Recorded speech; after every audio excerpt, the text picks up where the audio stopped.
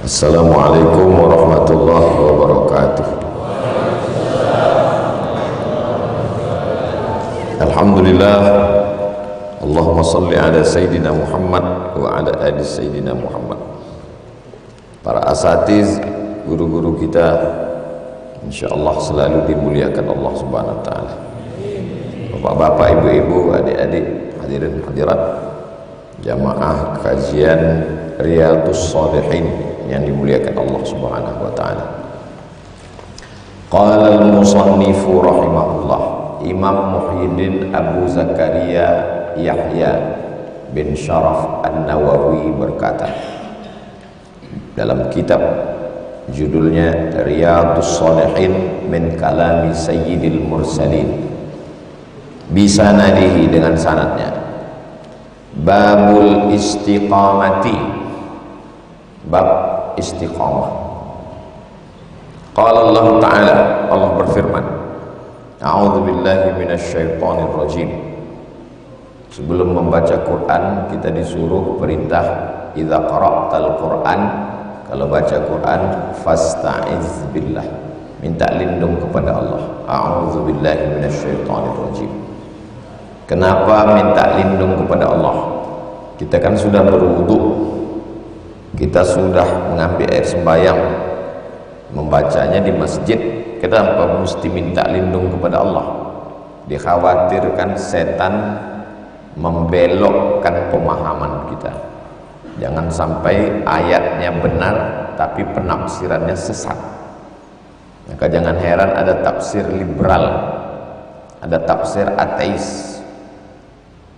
Peminum khamar tahu dia salah, penjudi tahu dia salah, tapi orang yang membaca Quran menafsirkan menurut pemikirannya, itu yang disebut dengan tersesat di jalan yang lurus. Qurannya lurus, tapi dia sudah membelokkan makna ayat Al-Quran. Maka kita minta lindung kepada Allah. A'udzu billahi minasyaitonir rajim. Fastaqim, maka istiqomahlah. Kama, sebagaimana. Kama itu artinya sebagaimana, bukan kemana. Umirta, sebagaimana engkau diperintahkan. Yang memerintahkannya Allah Subhanahu wa ta'ala. Nama sifatnya istiqomah, nama orangnya mustaqim. Jadi kalau ada orang namanya mustaqim, tidak istiqomah, tukar nama, tidak sesuai. Nama sifatnya rahmah, nama orang yang punya sifat itu sosok yang memiliki sifat itu rahim. Nama sifatnya izzah, nama yang memiliki sifat itu aziz. Nama sifatnya jamal, nama yang memiliki sifat itu jamil. Innallaha jamilun yuhibbul jamal. Fastaqim, istiqomahlah. Kama umirta, sebagaimana engkau diperintahkan. Wa qala ta'ala, ayat berikutnya, innal ladzina qalu rabbuna Allah, sesungguhnya orang-orang yang berkata, inna, sesungguhnya. Kata inna itu maknanya litaukid, menekankan makna. Innal insana lafi khusr, inna anzalnahu fi lailatul qadr, fa inna ma'al usri yusra, innal ladzina kafaru sawa'un 'alaihim. Inna, penekanan makna. Datang kau besok pagi, saya hadir. Dua kali ditanya, datang kau besok pagi, inni hadirun, sesungguhnya aku hadir. Yang ketiga kali, betul kau datang besok pagi, wallahi inni la hadirun. Nah, itu sudah penekanan. Tak juga percaya, habislah udah taukid namanya, penekanan makna. Innal ladzina qalu rabbuna Allah, Allazi satu orang, kalau dua orang allazani, kalau tiga orang allazina, kalau satu orang perempuan allati, kalau dua orang allatani, kalau tiga orang allati, ada satu lagi allai, allazi, allazani, allazina, allati, allatani, allati, allai. Untuk mengatakan yang aja 7 bahasa Arab. Bahasa Indonesia yang, mau laki-laki, mau perempuan, mau satu, mau dua, mau tiga, yang. Itu maka kamus bahasa Arab itu. Kamus lengkap bahasa Indonesia Purwadarminta sejengkal. Kamus Lisanul Arab Ibnu Manzur semeter. Bagi antum ke perpustakaan UIN, minta tunjukkan mana kamus lengkap bahasa Arab, namanya Lisanul Arab, ditulis oleh Imam Ibnu Manzur, semeter panjang. Kenapa begitu? Karena bahasa Arab banyak kosakatanya. Qalu, kalau satu orang qala, kalau dua orang qala, kalau tiga orang qalu, kalau satu orang perempuan qalat, kalau dua orang qalata, kalau tiga orang qulna. 6. Berapa semuanya? 14. Qala, qala, qalu, qalat, qalata, qulna, qulta, qultuma, qultum, qulti, qultuma, qultunna, qultu, qulna. Bahasa Inggris say, saying, said. Habis. Jadi kalau ada orang bangga dengan bahasa Inggris, baru 3. Itu baru fi'il mudhari, baru fi'il madhi, belum mudhari'nya. Yaqulu, yaqulani, yaquluna, taqulu, taqulani, yaqulna, taqulu, taqulani, taquluna, taqulina, taqulani, taqulna, aqulu, naqulu. Itu mudhari'nya. Belum lagi mudhari' dengan madhi dengan amar. Qala yaqulu qawlan qailun maqulun maqulun maqalun qailun maqalun maqalun miqalun. Makanya kalau ada orang, anak saya ini Pak Ustadz tak masuk SMP, tak masuk ini, saya masukkan aja lah ke pesantren. Gilo dia, SMP dia tak sanggup, mau masuk pesantren tak. Dianggap pesantren lebih rendah kualitasnya dari SMP. Diperlukan otak yang besar untuk memahami bahasa yang besar. Rabbunallah, Rabb, kalau Tuhanku ya Rabbi, Tuhan kami, Rabbana. Innalladzina qalu Rabbunallah, orang yang mengatakan Rabb kami Allah. Kalau kita katakan ya Rahman, engkau yang penyayang. Kalau kita katakan ya Aziz, engkau yang perkasa. Kalau kita katakan ya Jabbar, engkau yang maha berkuasa. Tapi kalau kita katakan ya Rabb, 3 makna. Ya Rabb, kau yang mencipta aku. Ya Rabb, kau yang mengasih aku rezeki. Ya Rabb, kau yang mengatur hidup aku. Makanya orang kalau dalam keadaan susah, dia katakan ya Rabb, kau yang mencipta aku, kau yang mengasih aku rezeki, kau yang mengatur segala hidup aku. Serahkan kepada Allah ya Rabb. Innalladzina qalu rabbunallah, orang yang mengatakan Rabbku adalah Allah, summastaqam, setelah itu dia istiqomah. Ya Allah, habis itu istiqomah. Tatanazzalu alaihimul malaikah, maka turun malaikat kepada mereka. Tapi jangan nanti balik dari sini ngaku jumpa malaikat. Fa arsalna ilaiha ruhana, kami kirimkan kepadanya ruhana, malaikat Jibril. Fatamassala laha basharan sawiyya, lalu malaikat Jibril itu berbentuk basharan, manusia, anak muda sawiya yang sangat ganteng. Apa kata Maryam waktu menengok anak muda itu? Qalat inni a'udzu birrahmani in kunta taqiyya. Aku berlindung kepada Allah, wahai anak muda, janganlah kau ganggu aku kalau memang kau takut kepada Allah. Apa yang antum simpulkan dari dua ayat itu?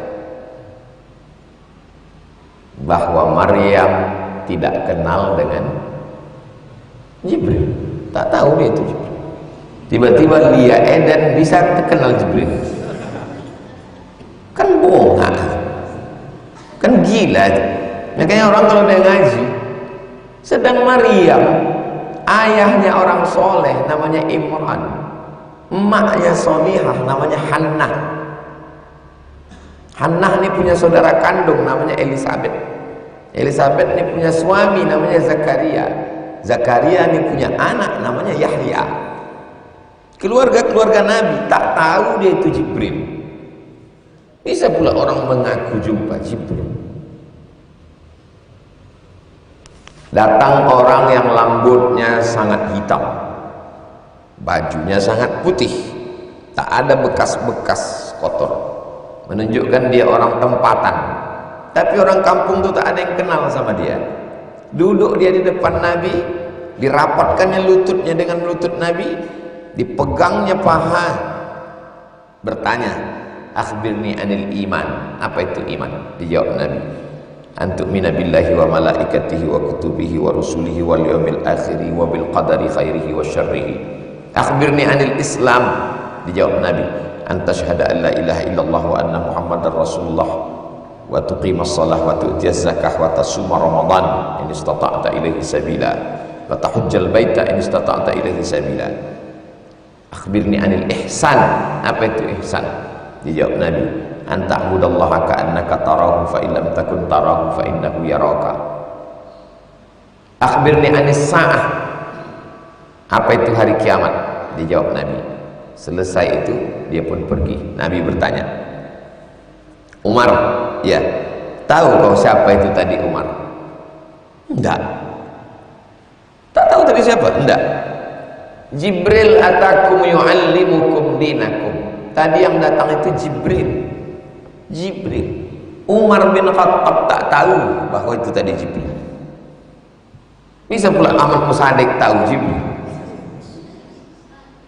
Makanya anak-anak ini disuruh ngaji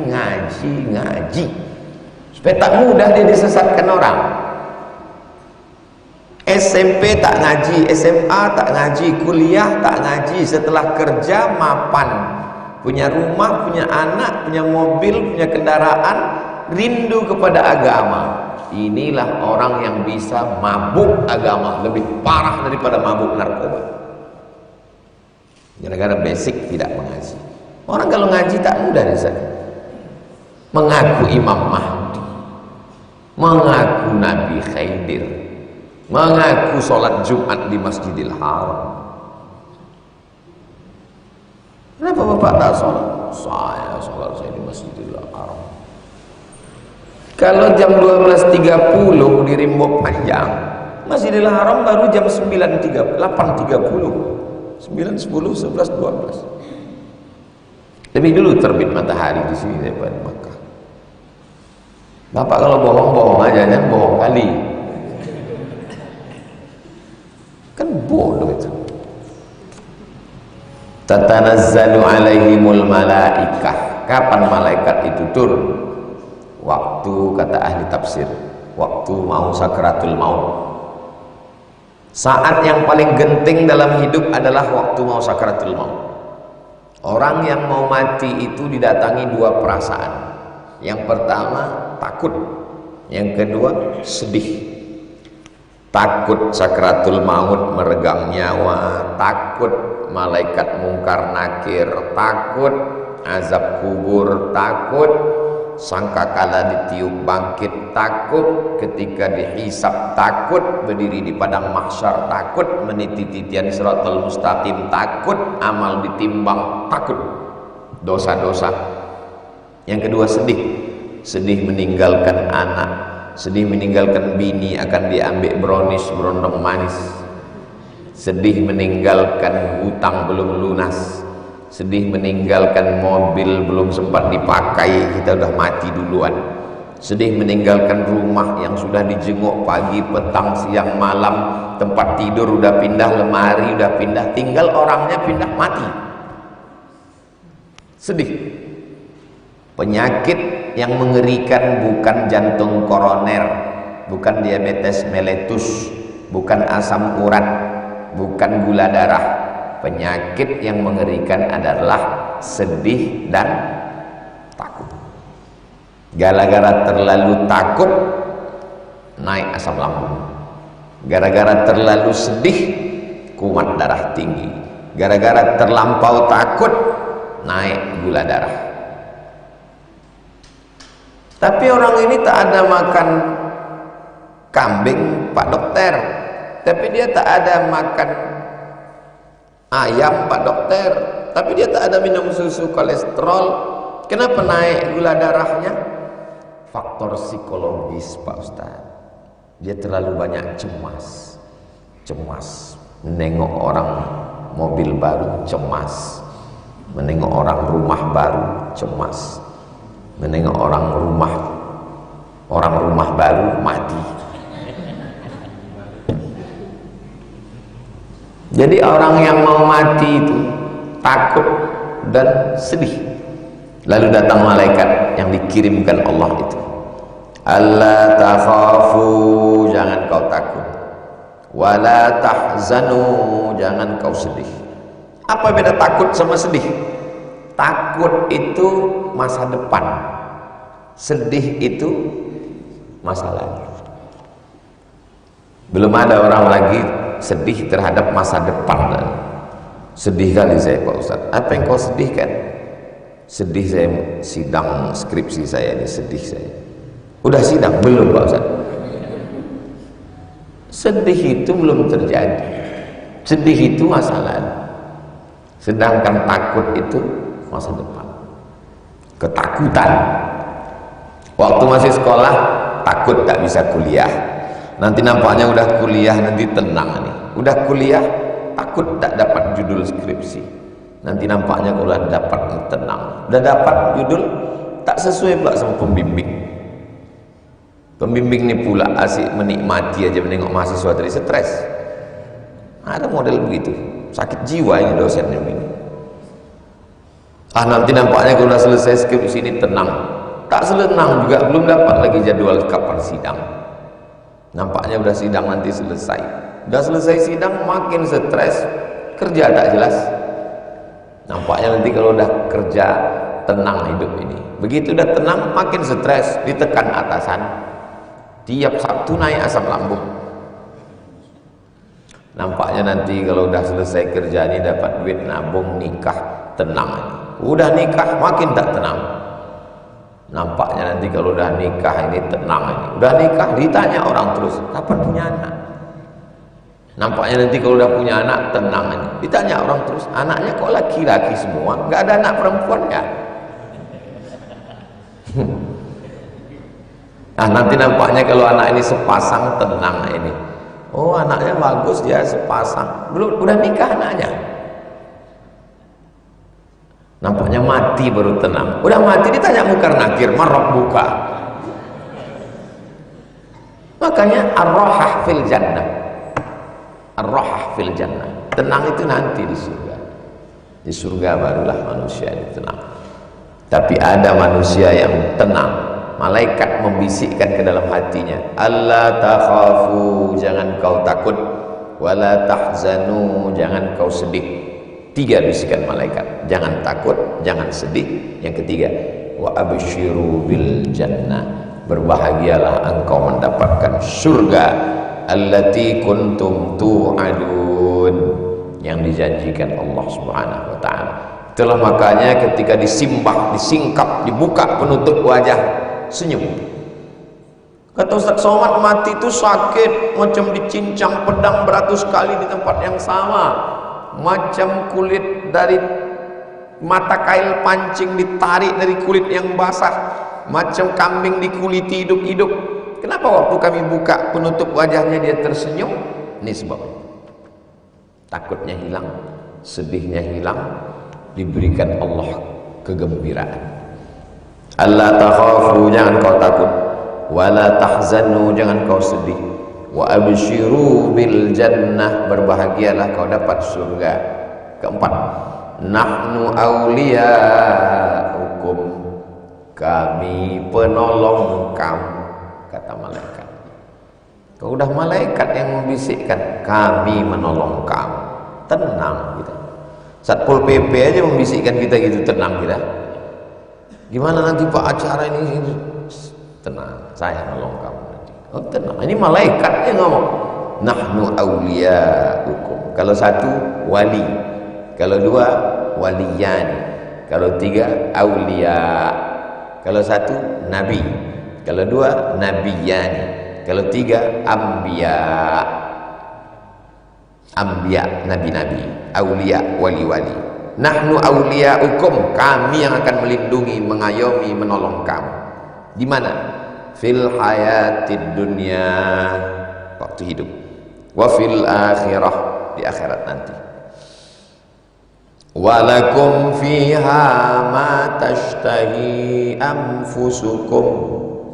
Walakum, bagi kamu, fiha, di surga, ma tashtahi anfusukum, apa yang kamu inginkan ada di surga. Assalamualaikum Pak Ustaz. Waalaikumsalam. Ada jengkol di surga Pak Ustaz? Kata Ustaz itu tak ada. Saya sudah buka dari surat Al-Fatihah sampai ke An-Nas, tak ada cerita tentang jengkol.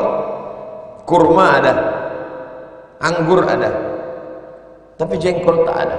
Kata Ustaz satu lagi, ada. Di mana? Itu di surat Fussilat. Mana tak ada jengkol sini. Walakum fiha ma tashtahi anfusukum. Apa yang diinginkan hati kamu ada di situ. Umum. Jangan terpaku kepada dalil yang khusus. Dalil umum. Semua yang kamu inginkan ada di situ. Khamar ada. Ada khamar di surga Pak Ustaz? Ada. Terus apa bedanya dengan khamar di dunia? Khamar di surga tak memabukkan. Oh, kalau begitu jengkol di surga juga tak bau. Karena semua yang tak menyenangkan sudah dicabut Allah. Walakum fiha ma tad'un. Di surga itu ada yang kamu cari. Kalau ada di antara anak muda cinta kepada seorang perempuan, dijaganya dirinya tidak melakukan perbuatan dosa, tak berani dia mengungkapkan rasanya, karena tak berani akhirnya diambil kakak kelas. Lalu dia tak jatuh cinta lagi sampai mati, maka dia akan menemukan perempuan lebih cantik, lebih bagus daripada itu di surga. Nuzulan min ghafurir rahim, diturunkan Allah kepada dia dari siapa? Min ghafur, dari Allah yang maha pengampun, rahim, yang maha penyayang. Ampun dulu baru sayang. Ghafur, setelah diampunkannya dosa kita, rahim, baru turun sayangnya. Tak mungkin sayangnya turun bercampur kalau kita masih berdosa. Cawan, tempat air, dimasukkan air Zam-Zam, padahal cawan ini tadi malam waktu nonton Manchester United Liverpool, bekas asbak dibersihkan dulu, dicuci dulu. Ghafur, setelah hilang baunya barulah turun air Zam-Zam. Rahim, tidak Ghafurun Rahman, tapi Ghafurur Rahim. Itulah beda Bismillahirrahmanirrahim, dengan nama Allah yang maha pengasih lagi maha penyayang. Anak-anak sekarang cerdas. Mak, apa beda pengasih dengan penyayang? Kalau pengasih itu kasih, kalau penyayang itu sayang. Beda kasih sama sayang? Pokoknya begitulah. Rahman dengan Rahim asal katanya satu, rahmah. Rahmah, sayang. Ghafur, sayang. Rahim, Rahman sayang, Rahim sayang. Bedanya Rahman semua dapat. Ustaz, tetangga saya tak pernah datang pengajian ke masjid, tak pernah sholat, tak pernah puasa, tapi kenapa rezekinya lancar? Rahman. Allah Rahman. Maka jangan heran pemabuk, pengedar narkoba hidupnya tenang, Rahman, tapi dia tak dapat Rahim. Yang Rahim itu hanya orang beriman dan beramal soleh. Maka disebut disitu nuzulam min ghafurir rahim. Allah Ta'ala ayat yang ketiga, innal ladzina qalu rabbuna Allah, orang-orang yang mengatakan Rabb kami Allah, summa istaqamu, kemudian dia istiqamah, fala khaufun alaihim wala hum yahzanun, la khaufun, tak ada takut, wala hum yahzanun, tak ada sedih. Makanya ketika dia masuk penjara, orang takut, sedih, cemas, depresi. Tersangka berinisial R sudah berteriak-teriak dalam penjara. Semalam dapat saya beritanya, terus buka scroll, berteriak-teriak, udah mulai stres. Tapi ini orang di penjara menulis buku 500 halaman lebih. Judulnya La Tahzan, jangan sedih, untuk menghibur dirinya. Mana sedih? Jauh. Ada pula yang lebih hebat lagi daripada itu. Di penjara selesai tafsirnya, tafsir Al-Azhar. Nanti Idul Fitri akan diputar filmnya, saksikan di tempat dekat kota Anda, Hamka, film Buya Hamka. Ulama-ulama itu di penjara, di dalam penjara itu selesai tafsirnya, ditulisnya al-hayatu fi zilalil Quran nikmah, hidup di bawah naungan Al-Quran itu nikmat. La ya'rifuha illa man zaqaha, tidak ada yang mengetahuinya kecuali orang yang pernah merasakannya.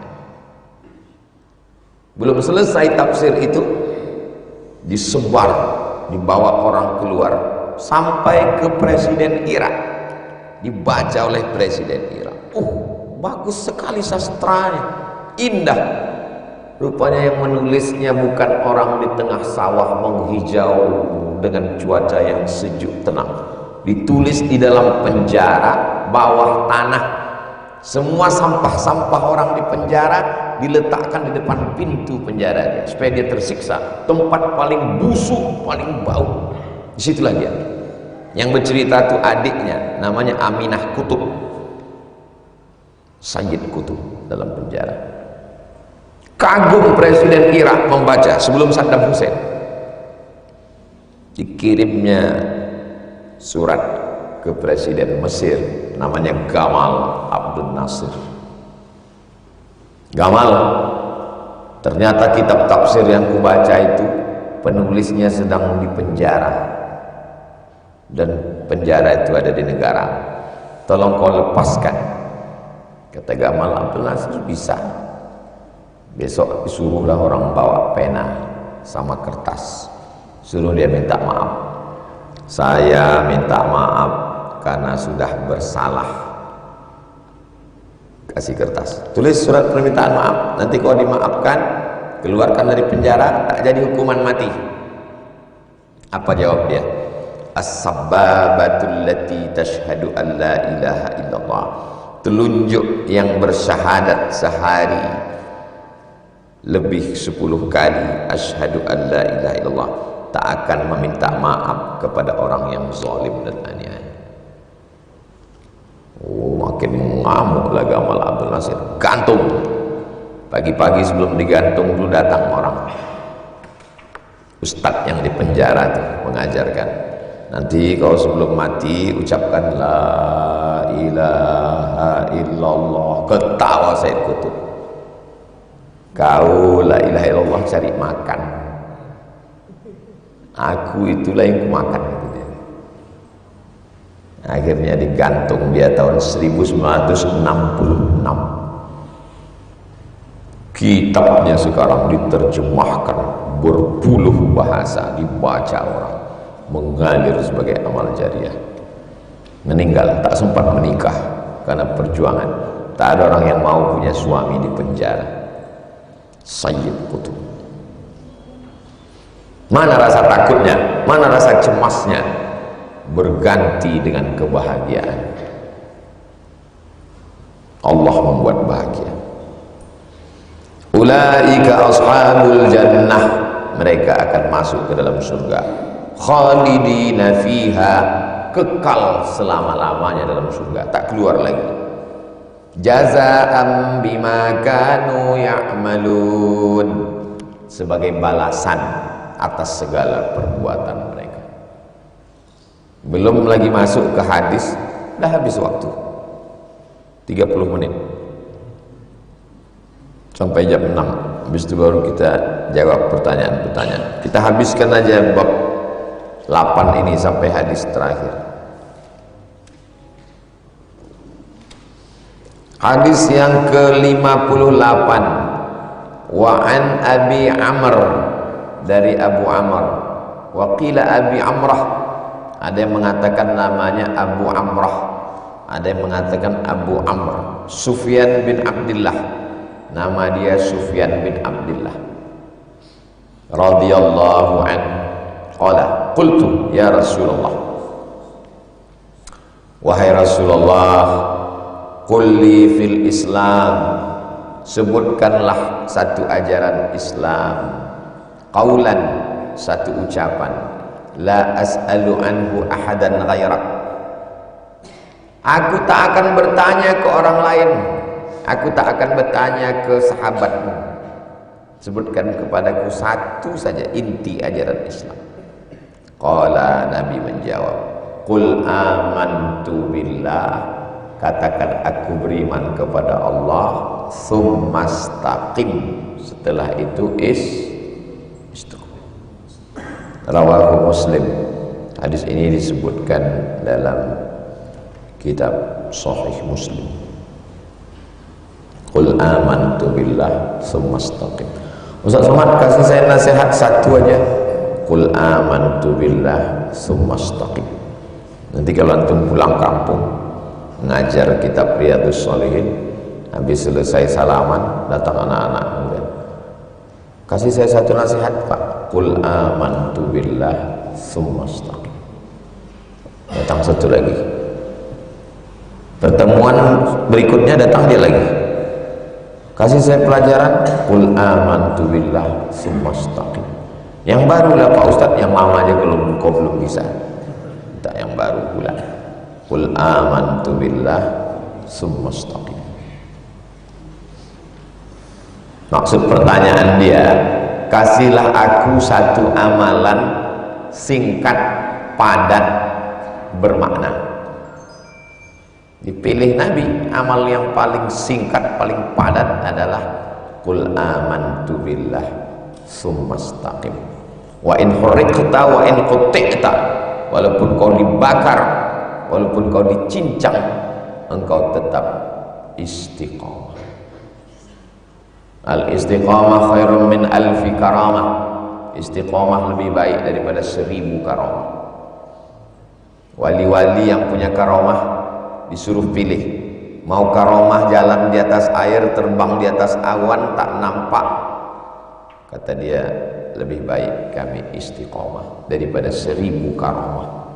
Kenapa? Karena orang yang punya karamah belum tentu istiqamah, tapi orang yang istiqamah pasti dapat. Karomahnya apa? Istiqomah itu karomah. Kemuliaan yang diberikan Allah Subhanahu wa taala. Istiqomah sholat berjamaah, istiqomah ngaji, istiqomah zikir, istiqomah baca Quran, istiqomah takut kepada Allah. Di bulan puasa ini semua orang takut sama Allah. Semua orang tak berani melakukan perbuatan maksiat. Tapi di bulan Syawal berarti tak istiqomah. Kita mau amal ini summastaqim, istiqomah. Berikutnya hadis 86 an Abi Hurairah, dari Abu Hurairah, namanya Abdurrahman bin Sakhar Ad-Dausi. Qala, dia berkata, qala Rasulullah sallallahu alaihi wasallam, Nabi bersabda, qaribu,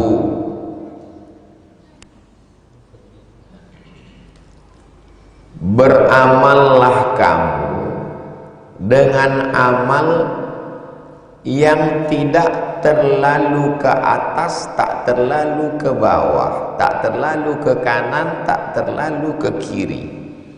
Maksud amal terlalu ke atas itu, satu malam digasnya tahajud dari mulai habis isya sampai subuh. Besok malam subuh pun hilang. Nah, itu namanya sekali beramal terlampau melampau ke atas. Begitu, jangan begitu. Itu tidak istiqomah namanya. Makanya kata Nabi, qaribu, beramal. Kau kenapa aku tengok tak pernah pengajian subuh, iktikaf pun tak hadir?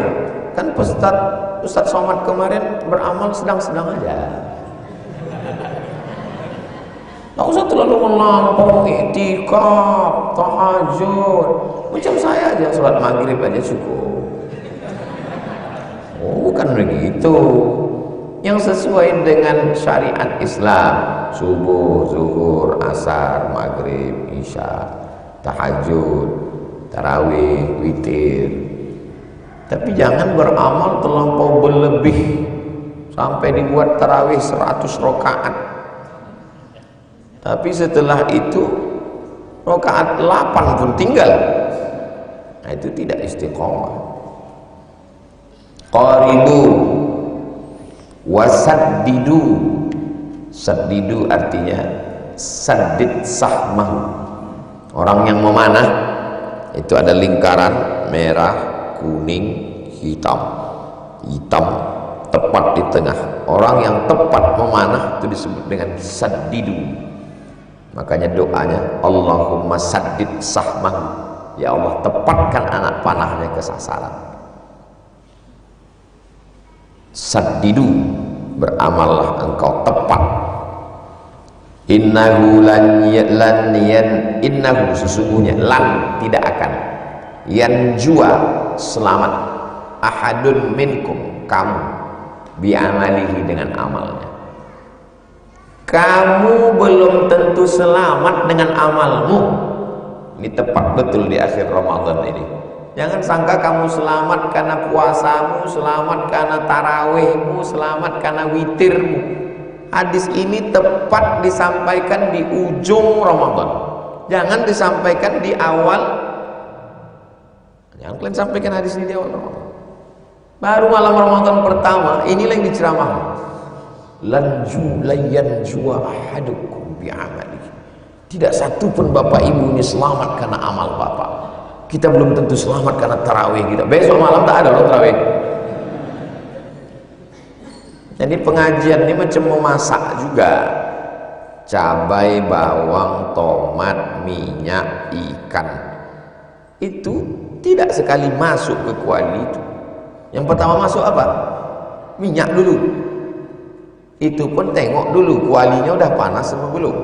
Macam mana tahu kuali ini panas? Ambil air percikan. Katanya apa? Jangan pegang gini. Nah, setelah dia panas, masukkan minyak dulu. Setelah minyak masuk, nampak dia bergeriak, baru bawang. Setelah bawang layu, baru cabai. Setelah cabai layu, baru tomat. Habis tomat layu, baru siram air. Setelah mendidih, baru masuk ikan. Di ujung baru garam. bukan sekali tumpuk masuk dalam. Begitu juga mengaji itu ada ilmunya, makanya ada satu fakultas khusus namanya fakultas dakwah, ada jurusan khusus namanya manajemen dakwah. Kuliah di mana, Dek? Fakultas dakwah, jurusan manajemen dakwah. Tapi ku tengok tak pernah kau ceramah, saya teori aja.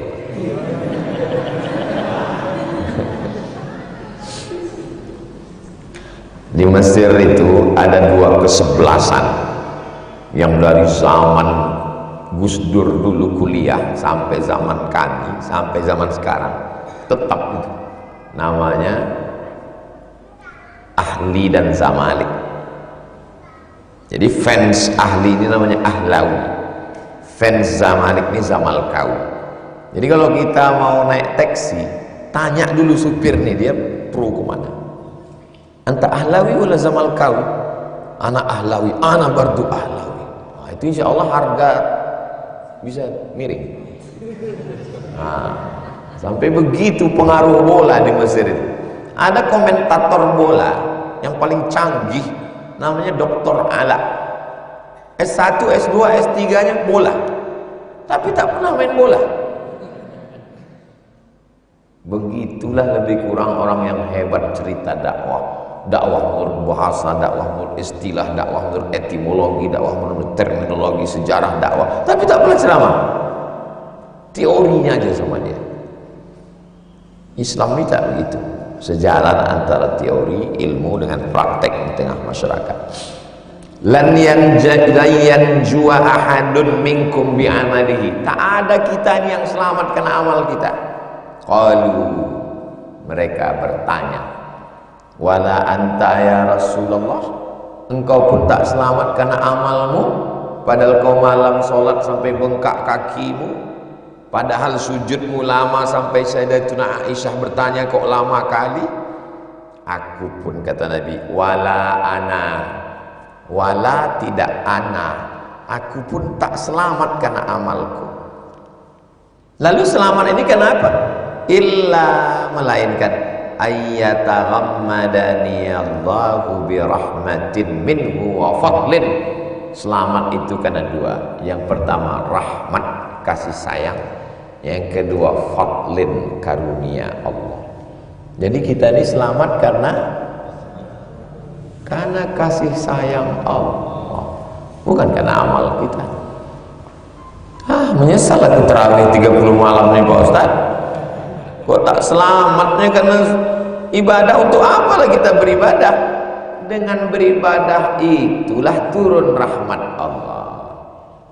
Makanya duduk antara dua sujud, Rabbil firli warhamni wajburni warfa'ni warzuqni wahdini wa'afini wa'afani.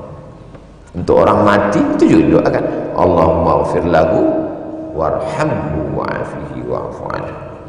Dengan itulah sebab itulah turun rahmat Allah.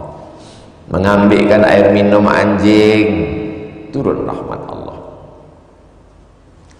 Mau minum teh, rupanya teh ini tadi sempat pula dingin di atas meja makan, masuk semut.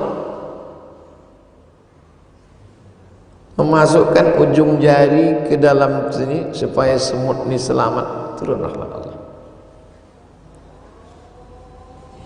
Cepat azan maghrib ini.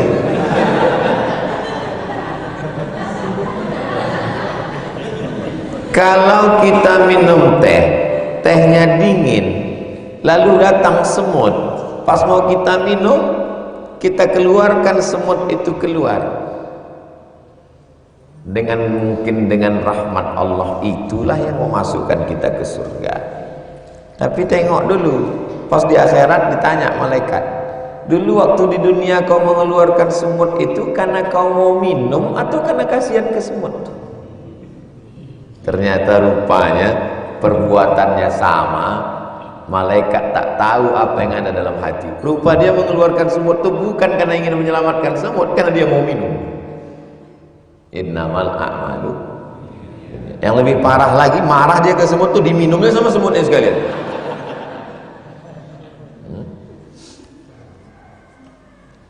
Jadi kita ini masuk surga karena rahmat Allah dan fadl. Dua, birahmatin wa fadlin. Makanya di malam Ramadan dua-dua ini diulang, fadlam minallahi wa fadlam minallah wa ni'mah wa maghfiratan.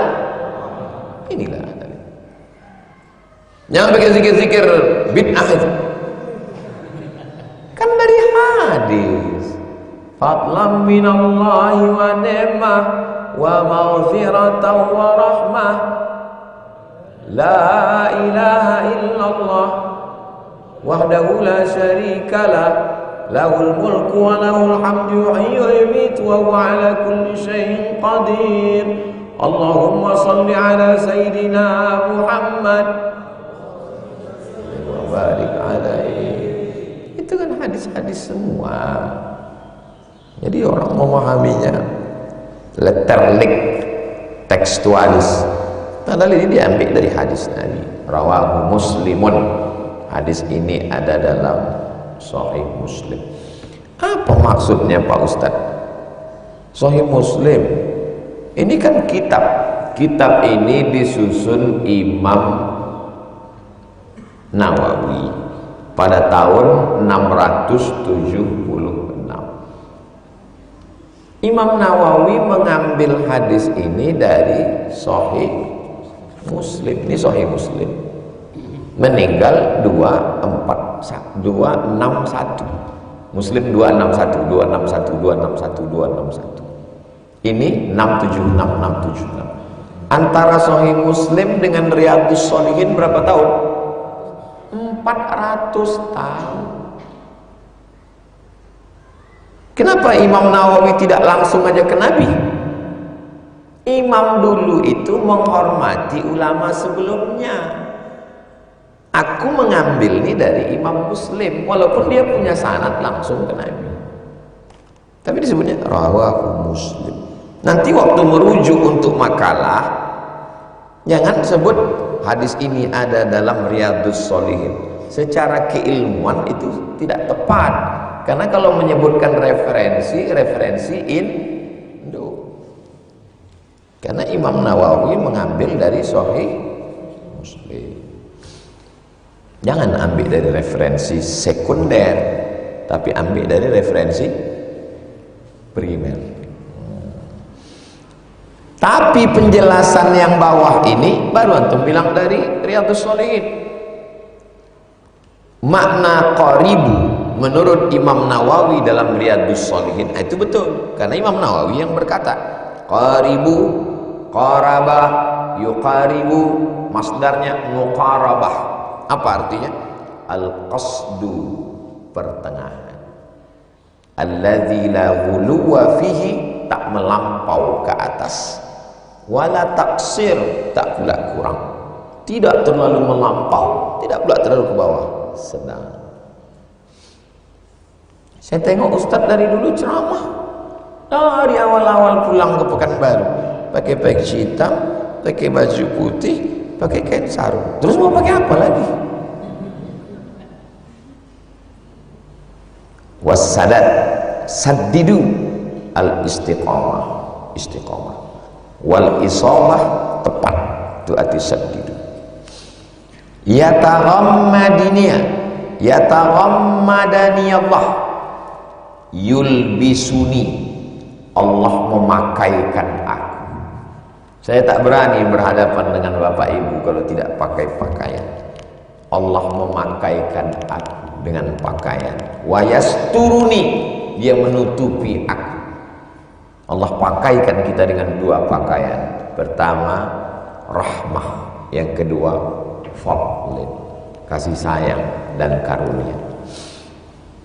Qala ulama berkata, Imam Nawawi itu ulama, tapi ketika menjelaskan hadis dia pun mengutip pendapat ulama. Qala ulama, kata dia. Makna istiqamah, apa arti istiqamah? Luzumu ta'atillah, melazimkan diri dalam taat kepada Allah, melazimkan sholat, melazimkan puasa sunat, melazimkan zikir, melazimkan baca Quran, dan prosesnya itu di bulan Ramadan. Ramadan ini bulan melazimkan diri dalam ibadah. Qalu, mereka berkata, wahya min jawami'il kalim, ini termasuk jawami'il kalim, katanya singkat tapi penjelasannya padat. Wahya nizamul umur, istiqamah itu adalah nizam. Nizam itu aturan, umur segala perkara ini itu ada pada istiqamah. Wabillahi taufiq, dengan Allah kita mendapatkan taufik. Taufik itu begini,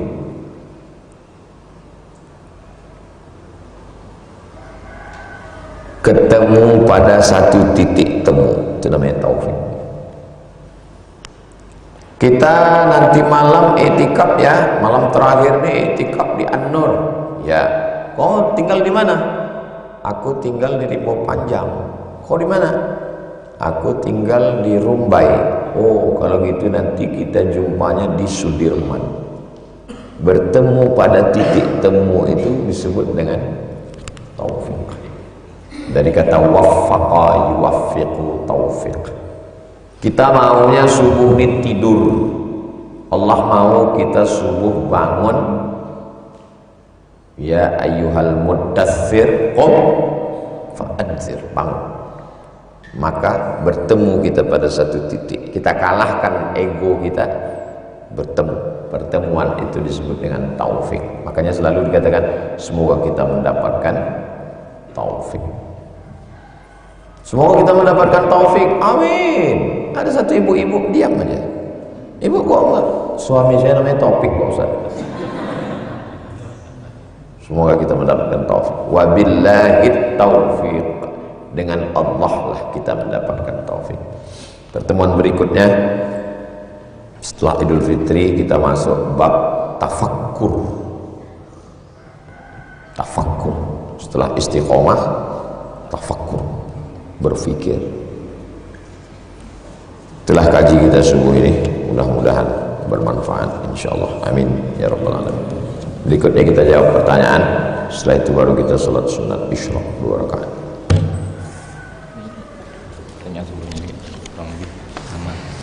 Saya mau bertanya, menurut hukum Islam mana yang lebih dulu kita laksanakan?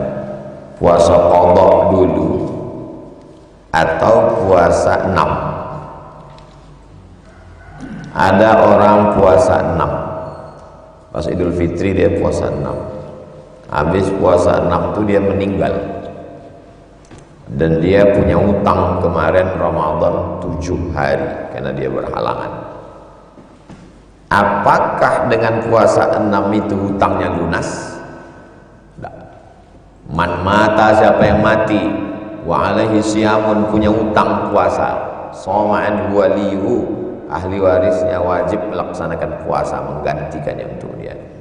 Begitu dalam kitab Bulughul Maram, kata Imam Sun'ani dalam Subulus Salam, syarah Bulughul Maram, tak ada ikhtilaf di antara ulama, orang yang mati meninggalkan utang puasa wajib diqadhakan, digantikan, kecuali sakit akut itu tidak diqadhakan tapi bayar fidyah. Jadi kalau begitu qadha dulu baru puasa 6. Qadha 7 hari, puasa 6 hari, 7 tambah 6 13 hari. Gimana kami bertamu? Habislah kue 3 toples. Maka kata Imam Zakaria Al-Ansari, nanti panjang umur, sehat badan, pergi ke Mesir sampai ke Kairo, amin. Di Kairo itu ada masjid Imam Syafi'i, di samping itu ada kuburan Imam Syafi'i, di samping kubur Imam Syafi'i itu ada kubur Imam Zakaria Al-Ansari. Imam Zakaria Al-Ansari berfatwa, orang yang puasa qadha di bulan Syawal otomatis dapat pahala puasa 6. Jadi bapak yang kemarin musafir tinggal puasanya, ibu yang menyusukan anak mengandung halangan tinggal puasanya, puasalah di bulan Syawal dengan niat puasa qadha. Aku berniat besok pagi puasa qadha, maka dia dapat dua, qadhanya lunas, dapat pahala puasa. Dilaksanakannya hari Senin, dapat puasa qadha, dapat puasa 6, dapat puasa Senin. Saya nggak maulah yang gitu Pak Ustaz, saya mau qadha dulu. Bagus, qadha dulu 7, habis itu baru puasa Syawal 6.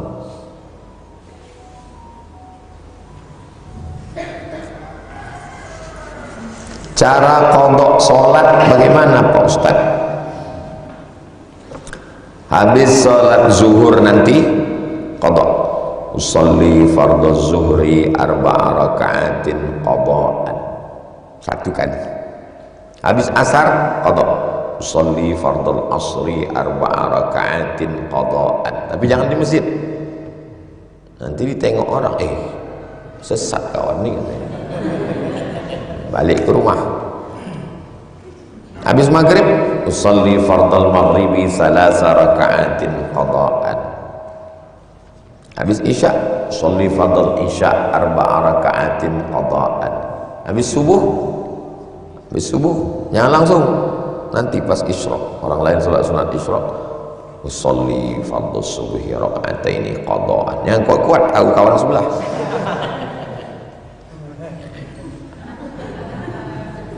Allahu Akbar. Begitu cara qadha'nya. Berapa lama Pak Ustaz? Ya, berapa lama sholat tinggal? Saya umur saya 40 Pak Ustaz. Kapan mulai sholat? Baru sekarang nih Pak Ustaz.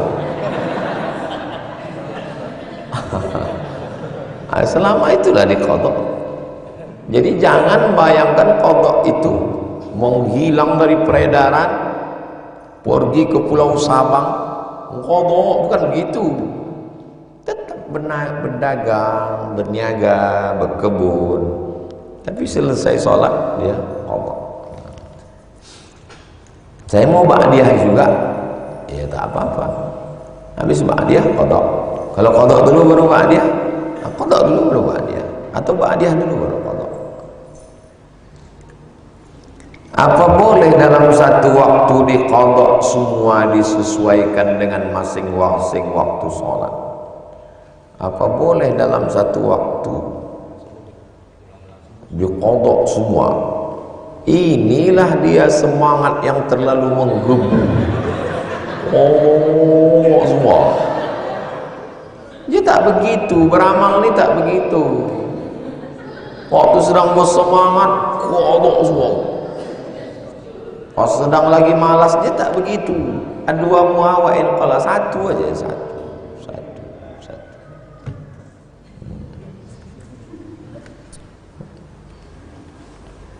Apa hukum, apakah membuat polisi tidur itu termasuk amal jariyah?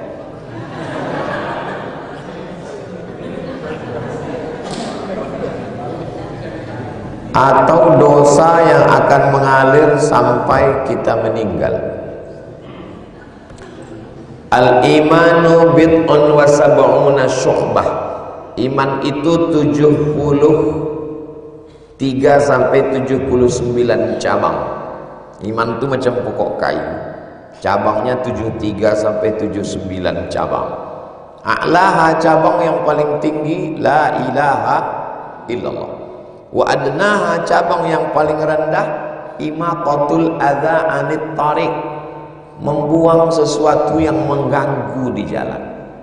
Selalu diterjemahkan membuang duri. Tak semua duri, paku, lubang, semua yang mengganggu di jalan, termasuk polisi tidur. Karena mengganggu. Apalagi anak-anak muda nih yang datang kemari pakai Ferrari, pakai Lamborghini, itu tak bisa dia naik, macet, nyangkut di bawah.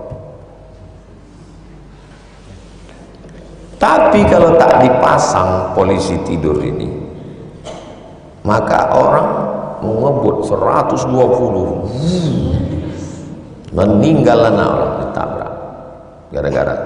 Maka supaya orang tidak mengebut, dipasangnya lah itu supaya pelan-pelan. Jadi dia termasuk apa Pak Ustaz? Apakah dia jadi amal jariah atau jadi dosa jariah? Musyawarah dengan masyarakat. Wa amruhum syura bainahum. Musyawarah dengan RT, dengan RW, apa perlu ini kita pasang? Musyawarah. Setelah itu, la tajtami'u ummati ala dhalalatin. Tak mungkin umatku bersepakat pada kesesatan. Maka Rasulullah.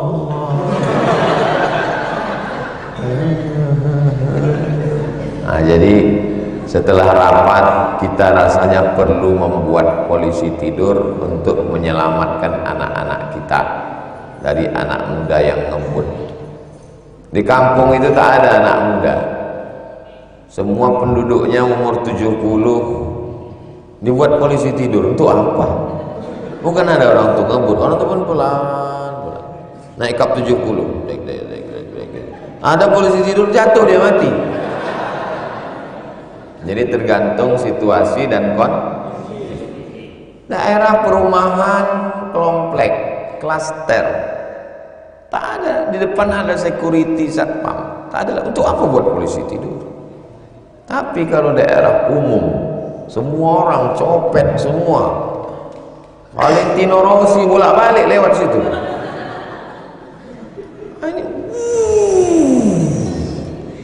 Ghairil maghdubi alaihim waladdallin.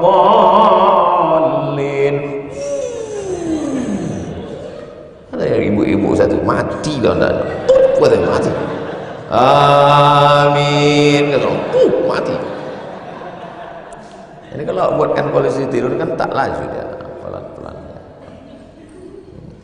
Jadi tergantung situasi dan bagaimana sikap kita menolak bersalaman pada orang yang bukan mahram. Saya gini aja. Kemarin malam di Masjid Nurul Ikhlas, pas keluar dari Masjid Nurul Ikhlas saya gitu, pas mobil di sini, pas sedang membelok begini, ada 3 orang makcik-makcik, saya salami. Ada yang anak gadis, Ustaz ini ibu ini disalaminya, kami tidak. Ini nenek-nenek, tak kau tengok. Tak kau tengok omak bertiga ni, omak tengok. Syarat bersalaman sama saya syaratnya 2. Kalau tak anak kecil, tua. Jadi mudah, kita gini kan. Jelaskan sama dia, maka paham dia insyaallah. Ipar. Tak pernah saya bersalaman sama ipar saya. Istri adik saya sejak dia nikah sampai anaknya sekarang paling besar kelas 2 SMA, tak pernah bersalaman sama saya sekalipun. Datang saya ke tanya adik ipar saya, pernah kau salaman sama saya? Tidak. Karena Nabi melarang. Li ayyut'ina, ditusukkan paku ke tangan kamu.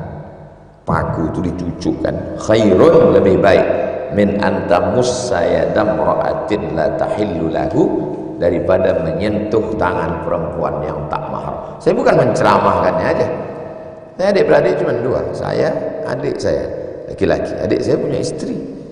Adik ipar saya tak pernah salaman sama saya. Namun ceramah, tak boleh. Pas hari raya, kata Ustaz tak boleh, tapi Ustaz dengan ipar Ustaz. Oh, saya Ustaz. Rupanya Ustaz tak digoda setan. Jadi mengaji ini kita amalkan dulu. Pun kaji itu untuk orang, kaji itu untuk kita. Kita dulu mengamalkannya, baru disampaikan. Bagaimana cara bayar fidyah ibu yang tak bisa puasa karena menyusukan anak?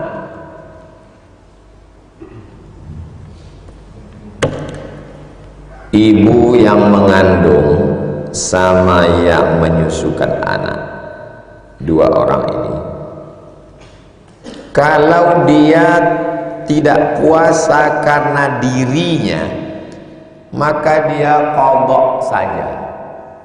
Saya ulang sekali lagi, kalau dia tak puasa karena dirinya, dia qadha saja. Ibu, kenapa tak puasa, Bu? Badan saya lemah. Maka dia qadha saja. Tapi kalau dia tak puasa karena janinnya atau karena anaknya, maka dia kena dua. Menurut mazhab Syafi'i, yang saya pakai ini mazhab Syafi'i, mazhab yang paling hati-hati. Kalau dia tak puasa karena janinnya atau karena anaknya, dia kena qadha dan fidyah. Ibu, kok tak puasa, Bu? Kata dokter, janin saya ini lemah, Pak Ustaz.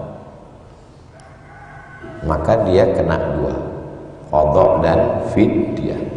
Jadi kalian adik-adik, anak-anakku, untuk satu anak, ibu itu tak puasa 90 hari.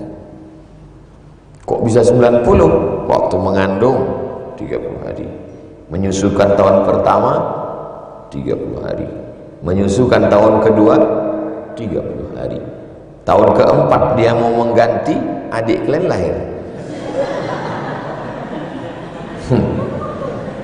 Kau anak ke berapa?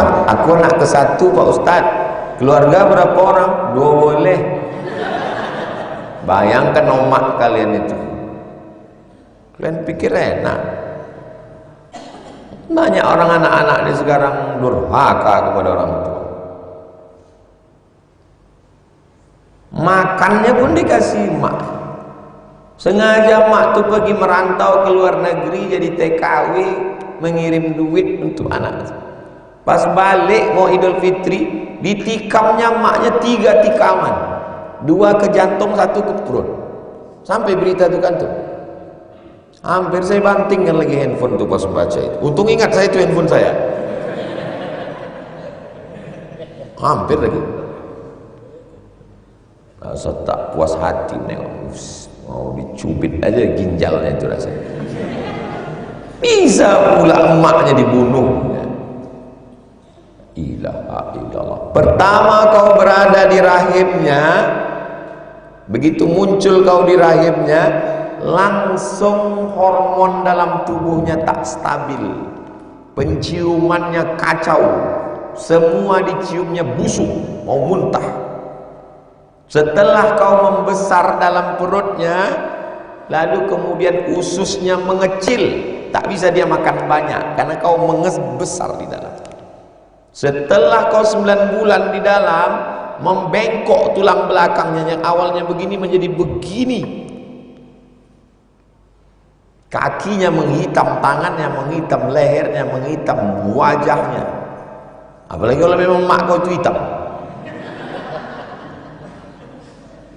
Setelah 9 bulan 10 hari, keluar kau meregang nyawa, sobek dagingnya. Kau lawan, sanggup juga kau melawan. Saya tak pernah saya lawan mak saya. Apapun kata yang dia. Begitupun tak juga hati itu rasanya lepas. Kok bisa melawan sama orang tua? Apa yang terjadi sama anak-anak sekarang? Apa karena terlalu banyak main game online? Atau karena terlalu banyak di warnet? Atau karena terlalu banyak minum susu kaleng? Sehingga otak itu macam sapi. Ya lama saya berpikir, apalah yang membuat. Jadi waktu saya ngajar di kampus dulu di UIN, saya sedang menjelaskan di depan, ada satu mahasiswi gunting kuku dia dengan santai. Lama saya berpikir, saya tak marah. Lama saya berpikir, apa yang membuat anak-anak sekarang ini tak. Dulu kami waktu kuliah, sebelum dosen itu masuk, kami dah masuk dulu ya. Setelah di dalam mengantuk pun dipaksakan. Ini kita sedang menjelaskan, enak aja. Saya baru dapat jawabannya waktu Idul Adha. Waktu Idul Adha itu dipajang sapi-sapi itu di depan masjid. Waktu sapi pertama dipotong, disembelih, Yang sapi yang lain itu tak ada peduli, santai aja deh. Yang mengunyah tetap mengunyah. Barulah saya paham, oh ini pasti gara-gara susu. Maka jangan anak ibu susukan ke sapi. Betul kata Ustaz. Anak saya itu asik menanduk aja. Susu kambing itu. Susukanlah anak dengan ASI, air susu ibu. Makanya manggil emak tuh ibu, yang paling tepat tuh ibu. Biar supaya air susu ibu. Kalau umi jadi asu.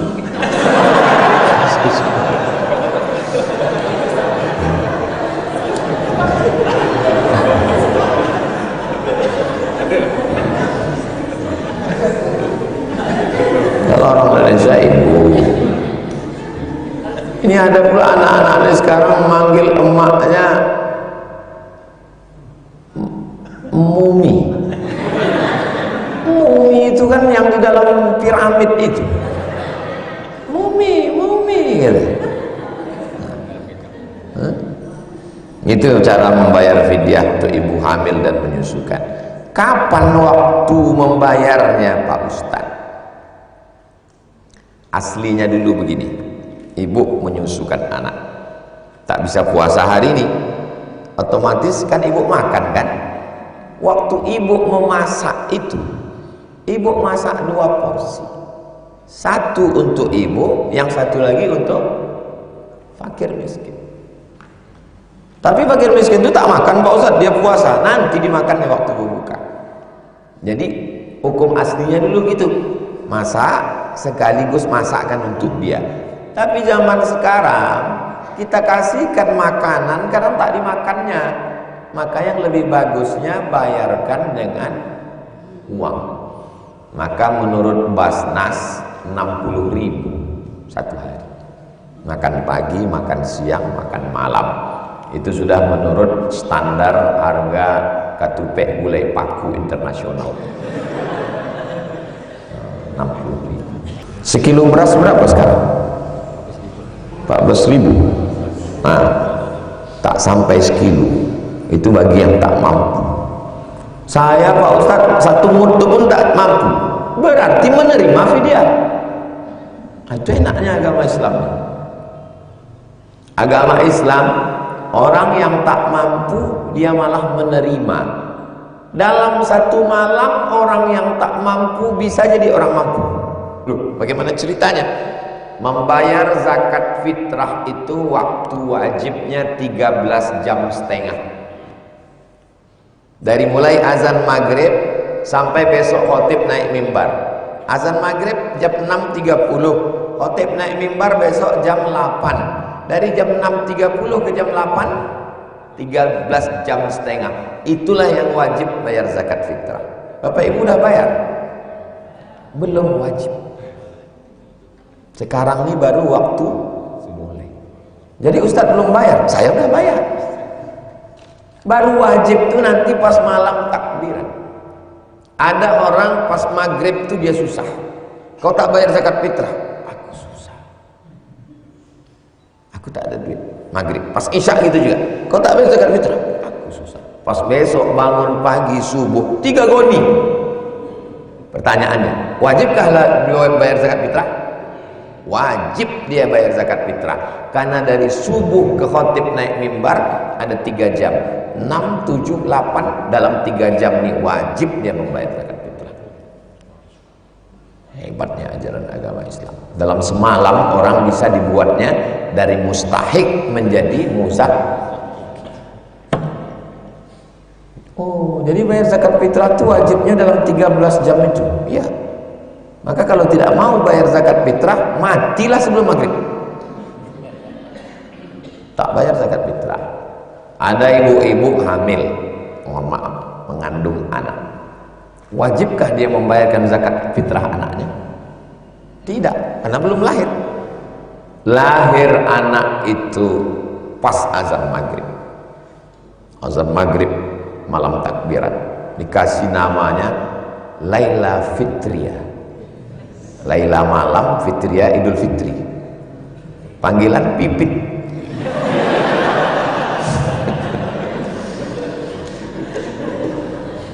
Agak hitam manis karena lahir malam tadi.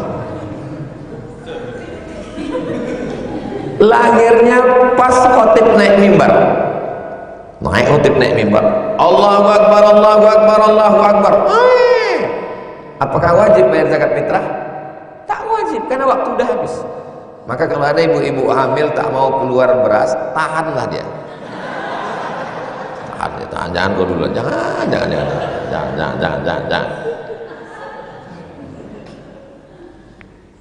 Begitu ajaran Islam itu. Itulah kaji kita subuh ini. Mudah-mudahan bermanfaat. Ala hazihi niyah, untuk niat yang baik-baik. Al-Fatihah. A'udzubillahi minasyaitonir rajim. Bismillahirrahmanirrahim. Alhamdulillahi rabbil alamin. Arrahmanir rahim. Maliki yaumiddin. Iyyaka na'budu wa iyyaka nasta'in. Ihdinas siratal mustaqim. Siratal ladzina an'amta 'alaihim ghairil maghdubi 'alaihim waladdallin. Amin. Allahumma salli ala sayyidina Muhammad wa ala ali sayyidina Muhammad.